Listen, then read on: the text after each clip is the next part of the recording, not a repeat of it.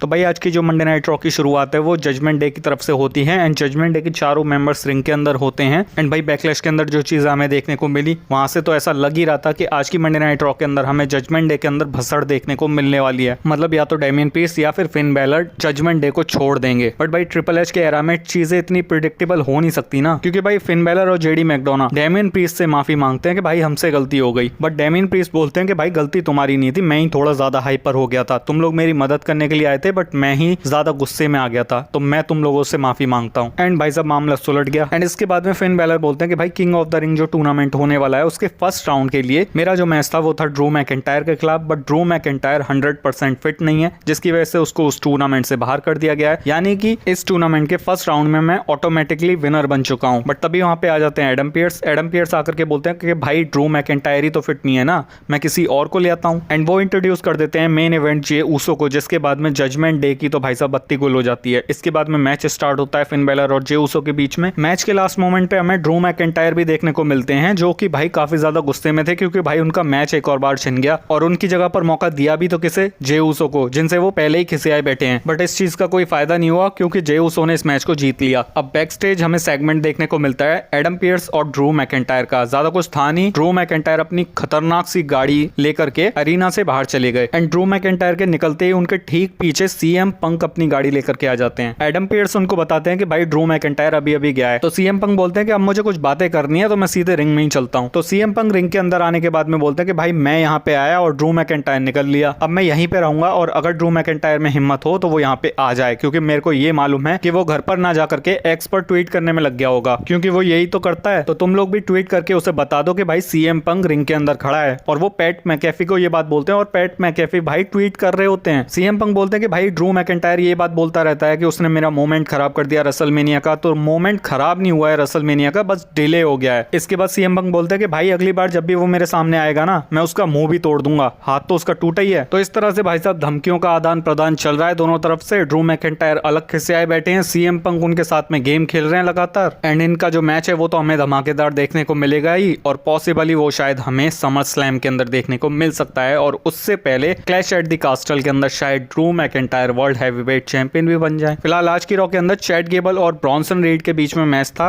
इस मैच में आकर के सैमी ज़ेन ने दोनों सुपरस्टार्स के ऊपर अटैक कर दिया बट अपर हैंड नहीं ले पाए, अपर हैंड ले गए Bronson Reed. And backstage Sami Zayn बोलते हैं कि भाई अब पर्सनल और प्रोफेशनल दोनों काम कर लेते हैं, तो king and queen of the ring के अंदर वो अपनी इंटरकॉन्टिनेंटल चैंपियनशिप को डिफेंड करेंगे चैट गेबल और ब्रॉन्सन रीड के खिलाफ। एंड बस भाई वीडियो के अंदर इतना ही, वीडियो को यहीं खत्म करते हैं। WWE के इन्फॉर्मेटिव वीडियोस के लिए चैनल को सब्सक्राइब और इस वीडियो को लाइक जरूर कर देना। मिलते हैं नेक्स्ट वीडियो के अंदर।